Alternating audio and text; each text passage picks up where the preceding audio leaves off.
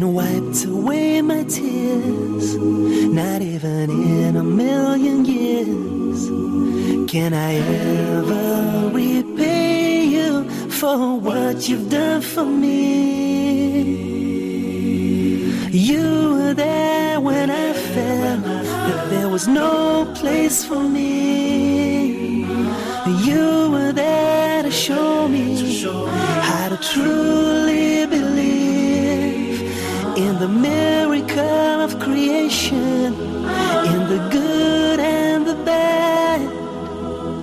Oh, how I love you, Mama.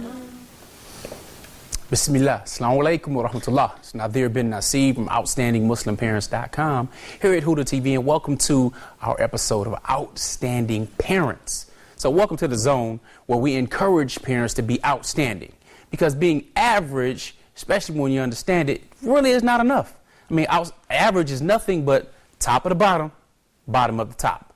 And today, alhamdulillah, if you don't have something to write with, something to write on, I would encourage you to go ahead and grab it. Because today we're going to be talking about fathers and really the importance and their significance. Now, we already know the many ahadith that deal with mothers. Okay, knowing that paradise lies at the foot of the mother. Knowing that the mothers get so many blessings just for suckling, just for one suckle gets thousands of barakah. So the mothers, subhanAllah, are like superstars when it comes to the celebrity. Father's a star, but he's more a supporting actor than anything else. And well, alhamdulillah, it really is what it is. We know that those who are most deserving of our times, when the Prophet ﷺ was asked the question, who deserves my time the most, who should I spend my time with? He said, your mother. And then he said, then who else? He said, your mother. Well, who else? Or what next? Then your mother. And who? Then it was your father.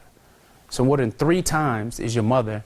So, well, alhamdulillah, today, though, we want to talk about fathers because we know that it's important, but we might not necessarily talk that much about why it's so important or significant. So inshallah ta'ala, I'm going to represent for the fathers, if you will, and want to talk about the essential love and encouragement and nurturing that is needed from a father. Now, many times we talk about strength and we talk about being the protector, and alhamdulillah, that's what we are. Okay, that's what we're supposed to be.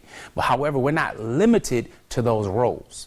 It is very important that we recognize the significance of fatherhood and playing with our children and loving our children, again, nurturing our children. So there's a hadith, a Bedouin that came to the Prophet ﷺ and asked him, do you kiss your children? Then he made a statement that we don't kiss our children. The Prophet ﷺ said, well, how can I help you that Allah has removed mercy from your hearts? This is a mercy. So we must be merciful. We must stack on the barakah. We must anchor our children. And it's great because father really holds a different status than mother.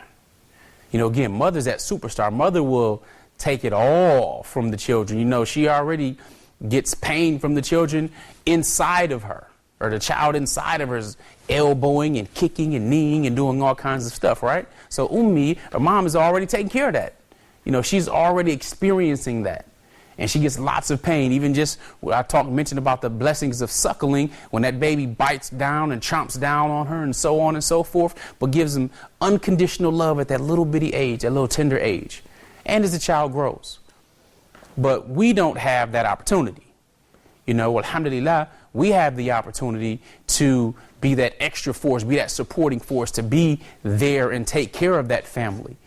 Okay, so alhamdulillah, we must know the vital role that we play. Now, if you have sons, then you probably already know that the son looks up to his father probably as the strongest man around, okay? The son sees his father as strong, as fast, as almost superhuman, if you will. All right, that's how I saw my father. That's how my son sees me at his young age. And I think they have my sons have this thing where they just want to take over, prove their strength or something, because they like to jump off the couch and jump on me. We wrestle and fight, and I get down on my knees sometime, and they really try to go at me with fighting and wrestling, and alhamdulillah, it's fun. The thing is that we have to be able and, willing and able to be vulnerable, to be open to play, not to always be a drill sergeant. Think about it. Do you want to have a relationship and speak with your children, or do you want to talk at your children? Most of the time, we talk at them. You know, tell them to do this or do that, or that's not right, or this is not right. But we have to have some type of happy medium. We have to have some type of balance. So when we see something that's incorrect or wrong, we should correct it and suggest it be corrected, you know, but also try to do it in a fashion that doesn't necessarily just breed fear. And I'm saying fear because father's usually the one that dishes out the punishment. So if somebody's going to get a spanking or they're getting in trouble, well, you know, the father's usually going to be the one to do that. Okay, not all the time, but usually he's going to be the one to do that. So he's feared in a different fashion with his love as opposed to mom. And usually mom may raise her voice a lot and stuff like that, and dad may not raise his voice, or he may raise his voice too. But again, it's different when father raises his voice versus mother raising her voice. There's more bass in the voice. There's more seriousness in the voice. It's supposed to be a man. Now, I don't know. You may have a soft voice for a man, or your husband might have a very soft voice. I don't know. But nevertheless, the man's voice is different than the woman's voice, and the entire presence is different. So we must be wise in our dealings with the family so that we're not being a tyrant. Okay, or we're not just, as soon as we come in, it must be like the military and you stand up and do this and that and everything is just real mechanical. We don't want to be that individual. Okay, we want to be somebody that they're looking up to, somebody that encourages, somebody that also disciplines, again, because discipline is important when it comes to being that coach.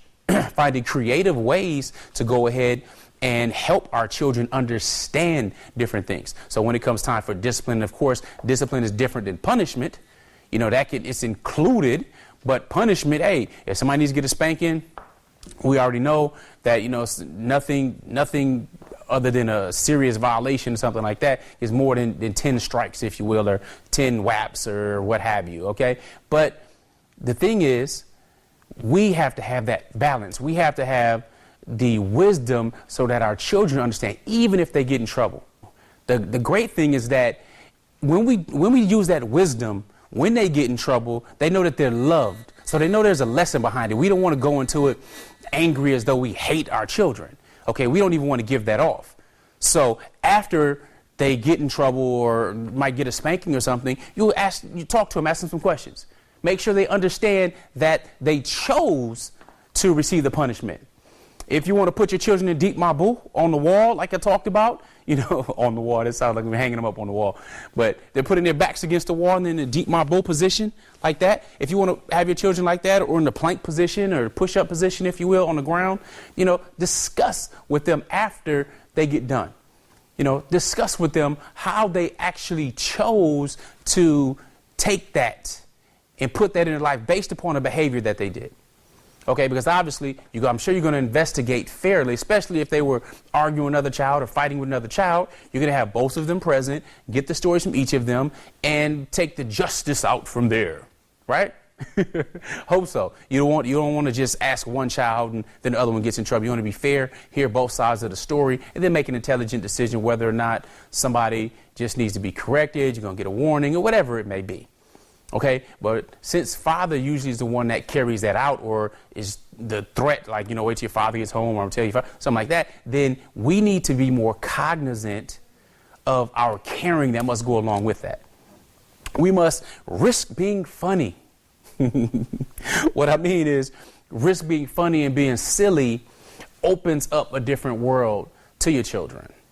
Okay, that lets them know you're not just always somebody that's always business or running a business or always very, very serious. Though there's serious things going on, we must be playful with our spouses, and also, you know, playful with our children. So, for example, when my oldest daughters were younger, I used to play this game with them. There was a TV show called Powerpuff Girls, and there was a villain on there called Mojo Jojo. So I would be Mojo Jojo, they'd be Blossom, Buttercup, and Bubbles. Okay, they chose who they were based on their own personality. So their Powerpuff Girls come to save the day, and they try to beat me up, and I'm the monster, the arch villain, and I'm on my knees, and I'm tossing them and rolling over and throwing them on the couch and letting them get me down and so on and so forth, just playing with them, building that affinity, building that love with them. And they love it. And they talk about it fondly to this day. Now, I don't do that now. I mean, they're teenagers and getting older and stuff like that. However, one thing I do is continuously do that with my children. So my sons, play with them. Now, my older ones, I might just go ahead and activate that neural pathway where I'll speak like Mojo Jojo. I'll speak like the arch villain, and they'll remember it from the earlier years. So it's an inside joke. So I say, hey, Mojo Jojo, I'm coming to get you. Hey, Mojo Jojo, I'm coming to get you, and I will not leave without you. He says like double meanings or something like that, right? But the point is, it's fun. It's being silly. Okay? You have to be able to do that because it breaks the ice. It lets your child know that you are approachable. Now, whether or not they approach you to go ahead and get some advice or other stuff really doesn't matter. But knowing that you have that relationship with your child where you can be open, it can be vulnerable and be silly, that's important, especially for a father. Now, for the mother, she's going to have that anyway. She was probably making all kinds of crazy goo goo gaga and all these other sounds and stuff like that, and more than we were when they were younger.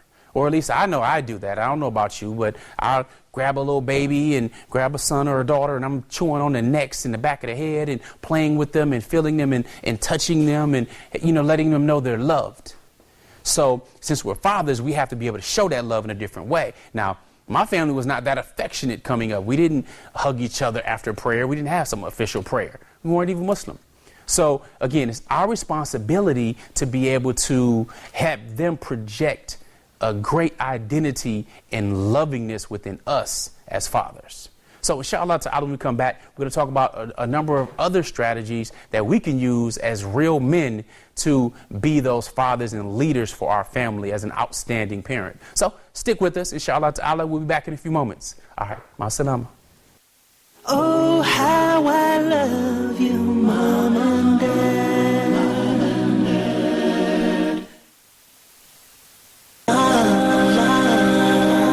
So let me stray, please guide my way. Assalamu alaikum wa rahmatullahi wa barakatuh. Welcome to another episode of Let's Talk on your favorite channel, Huda TV. I'm your host, Arkham Rashid. They actually did such and such that you're accusing him of in your mind. So now I want to start off with my right-hand side, Brother Ahmed.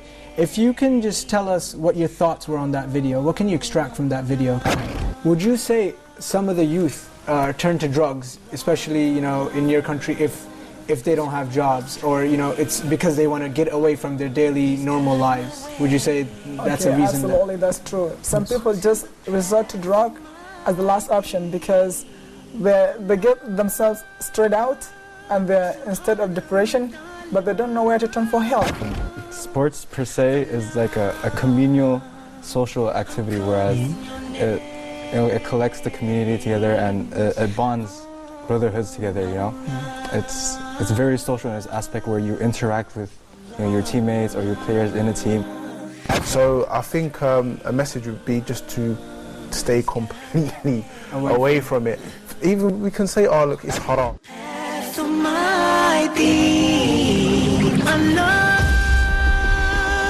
Subhanahu wa ta'ala, Allah, I'm calling your name. Oh, how I love you, Mom and Dad. Bismillah, assalamu alaikum wa rahmatullah, and welcome back. Well, alhamdulillah, this is the fatherhood episode, if you will. Now, here's the thing. I just talked about being silly and being playful with your family, right? Now, this is, again, it's not hard to do, and it can also be done at any age. However, it may be outside of your comfort zone. Comfort zone, obviously, comfort zone, CZ, that just means this is where you're comfortable at, this is where you are. I don't know if you're cool, if you're considered a square, a nerd, whatever, it doesn't even matter, okay? But we still have to grow because we want our children to grow. So we may have to do some things that are uncomfortable for us to do that may not feel the best, if you will, but it's worth it. The question we have to ask ourselves is it worth it? If you can't cook, try to learn to cook. Admit that your wife is a supreme cook compared to you, if that's the case. If not, hey, you may be a great cook and she's not. So play with that. You can just play. It's very, very simple, but it's very, very effective, especially as children grow older. Now, as a father, there are other things that we must do and be very intelligent about. When we are trying to get down to the bottom of something, the seriousness or the intelligence of our questions help us get to really the root issue. What I mean, if your son, daughter, if you're dealing with teenagers, for example, they have a lot more going on, they're growing, hormones are developing, Allah has allowed them to increase their understanding. Well, the types of questions we ask really can elicit the types of answers either we're looking for or a shielded, guided answer. However, in order to speak to your children, you have to be approachable. So you ask them, how you doing? Good. Well, what does that mean? You know, I encourage that you should also encourage stronger, higher vocabulary, because those affect your state right away. So ask yourself a question. If you're asking your child, how you doing? And they come back with good, that's really not acceptable. So when I talk and speak with my children, I'm like, how you feeling? How you doing? Of course, you know, they say initially, alhamdulillah. You say alhamdulillah for good or for bad, right? It puts us in that positive state. And then I want another word. I want something else. And good is not going to do. Well is not going to do. So when you say incredible, doesn't that put you in a good state? You ask someone how they're doing, they say fine, good, well. What happens when you come across somebody, say, you know, how you doing? They say fine or whatever. They ask you, or someone asks you how you doing, you say, I'm incredible. How does that sound? A lot better, doesn't it? I'm grateful. Sound good? I'm outstanding. I'm spectacular. I'm fabulous. Right? So I'm super incredible. SubhanAllah. These put you in a positive state. They light people up. I do it all the time. Wife does it all the time. Goes to an appointment, someone says, hey, so how are you today? I am outstanding. Oh my, that's great. They love it. All right, so let us be outstanding Muslim parents, right? Let us be spectacular. Let us feel well. And let us encourage our children to do the same. Because they will have the same things going on with them, right? You ask your child how they're doing. Alhamdulillah, I'm incredible. You know, just to say that puts you in a different state of mind right away. Not, alhamdulillah, I'm incredible. Again, we want to encourage higher vocabulary, higher positive words. If they're not feeling well, let's find out what's going on. Because if it's going in the opposite direction, how you feeling? Instead of saying bad, they say terrible. Uh-oh, that's a warning sign. What's the word? What's happening? You know, so but being approachable and encouraging these things and being able to be silly helps you be a lot more effective. That means now when something isn't right, something is being done wrong, you see what's going on. You could tell it now by language. When you encourage higher language and a person to express a multitude of feelings, to expand their vocabulary and not just be limited to a few certain words, now you know when something is troubling your child if they're not speaking right. Now you can read the body language even better because of their vocabulary. Even though vocabulary is about 9% of how we communicate in tonality is I think 22 or 23, but 57% is actual body language, and the other are the words we use. So more than half of how we communicate is our body language. So as I'm speaking to you right now, I'm high energy, I feel good, right? But if I was standing here in a monotone voice, not really moving, could you tell how good I felt? If I was hunched over. Yeah, you know, I would suggest if you want to really connect with your children, to tell them I love you, and yeah, constantly using and do those things. No, that's not conducive to some energy. That's not conducive to something that is exuding confidence. So get out of that state. Number one, you change your physiology. You want to change your state. If you want to change the way you're feeling, immediately stand up straighter. Take deeper breaths. Use a better, more powerful and empowering word. So how are you today? I want you to say fine or good. Yeah, let's become more than that. I mean, fine or good, a 3-4-year-old can say that. Well, how about being incredible? Let me ask you, can you list 5 ways you are incredible? 5 things that you are excited about right now in your life. When I ask you that question, it's amazing what the brain does. The brain tries to look for 5 reasons. The brain tries to look for 5 reasons. So if I'm asking my son, my daughter, you know what, name 5 things you are grateful for right now in your life. Even if they have to look for it, like digging for it, they're like, my bed, I like my style, I'm grateful for that. I'm grateful for my parents, I'm grateful for my siblings. You know, they'll go. But you know what? What happens to you, how that makes you change? You're focusing on being grateful and grateful to Allah subhanahu wa ta'ala for 5 things that are in part of your life right now. Amazing, right? Just the power of that question. So we as fathers have to be very strategic with things. You know what? What 5 things are you proud of right now that you are participating in or that are going on in your life or that you're looking forward to?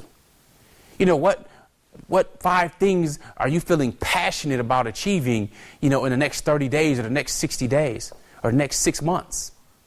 So it's these empowering questions that we ask. Well, people are low on cash. We don't have enough cash. You know, what 5 things can you do? What 5 ideas do you think you can do or put in place to get that thing that you want? Or to bring exposure to this cause you want to push or you want to get out there. See, when you ask how to do something, it's more important or more empowering, I should say, than I can't do something. When you say can't, that puts a limit on it, that stops it, there's no more thinking. But when you say how can I do something, that opens up and explores more possibilities and opens your brain up to having more suggestions, but more importantly, opens your vision up to seeing things around you that can be put in play. So as a father, we should ask those questions. As a mother as well, no doubt, no question. But we get to ask those questions once we take down the shield of armor of I'm the protector. Yeah, you're still the protector, but we also are connectors. So, since our children come from us, let us invest in them and continue to connect with them as they grow, to play with them, to encourage them, to ask intelligent questions that empower them. Because it does take a balance. If you're father, you're like, hey, this needs to be done. It's not done properly, blah, blah, blah, da, da, da. And you walk out and that's it. And that's all they hear from you every day. Well, they'll probably start, you know, holding a certain concept about you. Like, okay, what's he going to complain about today? I know, I've been there, done that. So, hey, this needs to be done, blah, blah, blah. But it's counterweighted. There's a balance over here on this side. You know, you did a good job on this and this and that. You know, I'm proud of you, blah, blah, blah. Or, you know, they're silly. Or you tickle one of your children or something like that. Or you give them a funny look. Or whatever. You know, but it's being silly and being playful with them and being vulnerable as well. You have to share a story from your childhood when you didn't do something right. Similar to what they're doing. They mess something up and it reminds you of something you did when you were younger, when you first tried it. Let them know it's okay. The first time will be the worst time.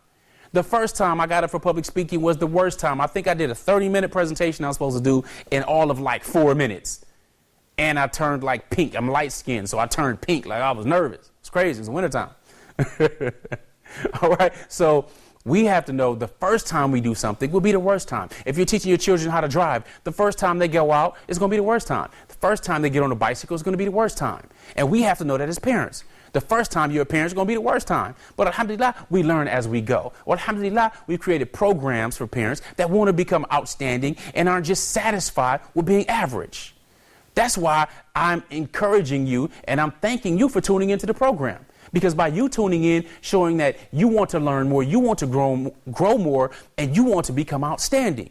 Because surely if you are outstanding and you're passing down the traditions and the strategies that you're learning right here in this zone, then your children will be that much better. And as they grow, they can become outstanding parents. Now think about that. You're an outstanding parent or an outstanding grandparent. That's a whole nother level. And if you're a grandparent watching now, alhamdulillah, many grandparents have the wisdom of messing up the first time with their children, and then they try to fix it with their grandchildren. You know, they learn from experience. And it's okay. Well, alhamdulillah, it's a learning process. But that's why we want to put some programs together for you to give you some strategies right now that are working, that are cutting edge, and that benefit you from Muslims for Muslims. So, as always, we encourage you to go to our website, get the worksheet that correspond with this episode at outstandingmuslimparents.com/fathers. So, outstandingmuslimparents.com/fathers. fathers. Get some other resources, other tidbits and tricks, inshallah ta'ala, that can benefit you and your family. Just remember to use it, because the wish changes nothing, but a decision changes everything. And with that, I'm Nazir, son of Nasib of the family Al-Mujaahid, signing off. I do appreciate you. Assalamu alaikum wa rahmatullahi wa barakatuh. While my world was crumbling down, and you tried your best to shelter me from the coming of the storm, you opened my eyes to see that all hope was not gone. You held me in your arms and wiped away my tears. Not even in a million years can I ever repay you for what you've done for me. You were there when I felt that there was no place for me. You were there to show me how to truly believe in the miracle of creation, in the good and the bad. Oh,